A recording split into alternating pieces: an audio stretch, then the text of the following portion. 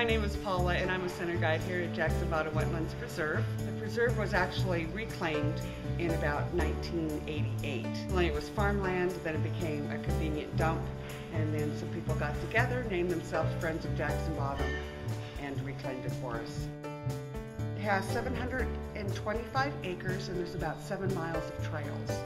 As you're walking around, you may see any number of species of birds. We have a lot of waterfowl, and our pride and joy, of course, is our pair of bald eagles that have nested on the north end of the preserve.